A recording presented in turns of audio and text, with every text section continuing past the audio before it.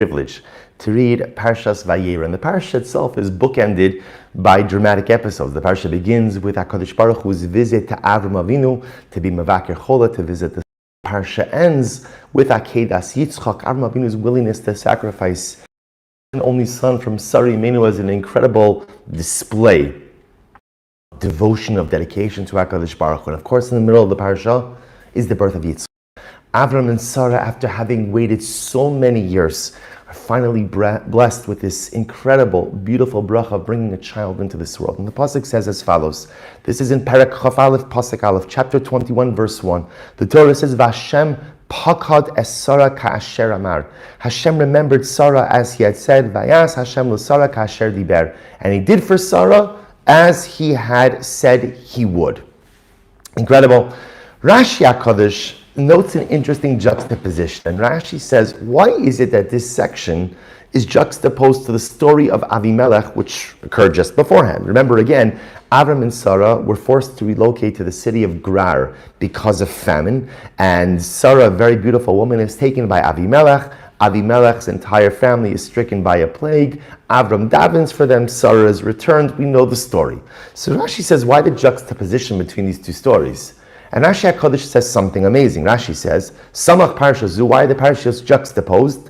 L'lamdecha, to teach us, Shekala Mavakish Rachamim Achavero, because if you daven for your friend, V'hu tzarach la'osa davar, and the davener, the petitioner, requires that very same thing, Hu na'anet tchila, he is answered first. Shene'emar v'yispalal u'samech lei v'Hashem pakar Sarah. So Rashi says something amazing. The Medrash tells us that what was the plague which afflicted Avimelech's family? All of the bodily orifices were closed up. Pretty terrible thing.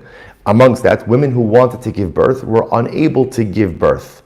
So Avram Avinu sees the tsar of Avimelech's family. He davens for them, and as such, the wombs were opened, and therefore, again, the women of Avimelech's home gave birth. In the schus of Avram Avinu, so Avram davened for the wombs of Avimelech's home to be opened up, and again, Avram needed that same bracha. Avram also needed a child from Sarah for her womb to be opened. So therefore, the Gemara says, when you daven for someone, and you need that same bracha for which you are davening someone else should have, Kadosh Baruch Hu answers you first. Avram davened for Avimelech, that the wombs of his home should be opened up. Avram needed that same bracha for Sarah, and therefore Avram is answered. Hence the juxtaposition between the story of Avimelech and the birth of Yitzchak. And there's an obvious question. Sarah Imenu was already promised a child. Again, that's even the lashon of the pasuk. Vashem pakad es Sarah ka'asher amar. Hashem remembered Sarah as he had said. Vayas Hashem l'Sarah ka'asher diber. Sarah's already promised. The beginning of the parasha, she's already promised a child. The malachim already tell her, Ka'is chayon, a year from now you're going to have a child. So what's the pshat? Rashi makes it sound like the reason that Avram and Sarah are being given a child is because Avram davened for Avimelech. That's the schus. But it's not true. It's not true. Sarah and Avram were being given a child because Hashem had already promised them a child. So what's the pshat?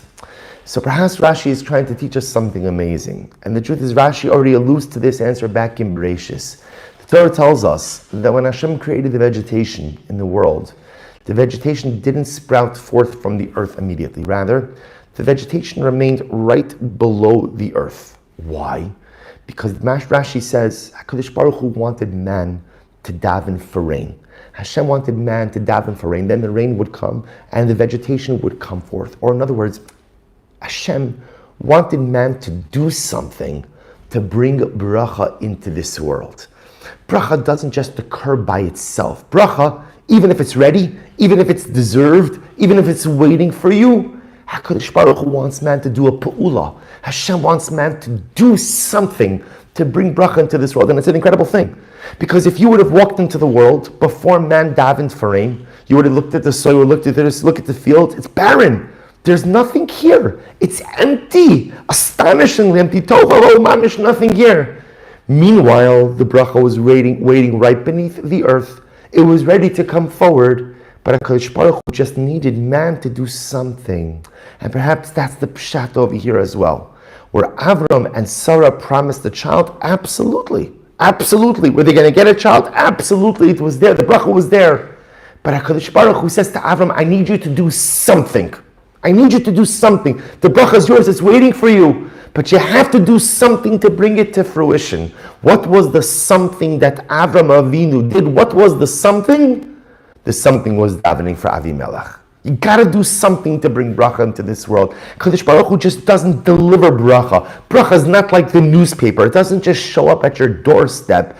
Even the newspaper doesn't show up every morning at your doorstep. But again, even if you have a good paper delivery system, bracha is not paper that is delivered to your door and it just shows up. Bracha doesn't just come snuggle up next to you on the couch because you're waiting for it. Bracha, even if deserved, bracha, even if warranted, requires some level of dynamic human activity to bring it into fruition. Sarah and Avram were promised a child, but HaKadosh Baruch Hu said, Avram, do something. And Avram did something. What was the something? He davened for Avimelech. And in the schos of that something, in the schos of that tefillah, the bracha came to fruition. And what an incredible message and lesson for us as well. Because the truth is, HaKadosh Baruch Hu has so much bracha in store for each of us. It's waiting. Imagine the metaphor, like that Rashi gives us. What Rashi was saying as a metaphor, it was real, but the metaphor for us, if you can imagine, each of us have that soil of life.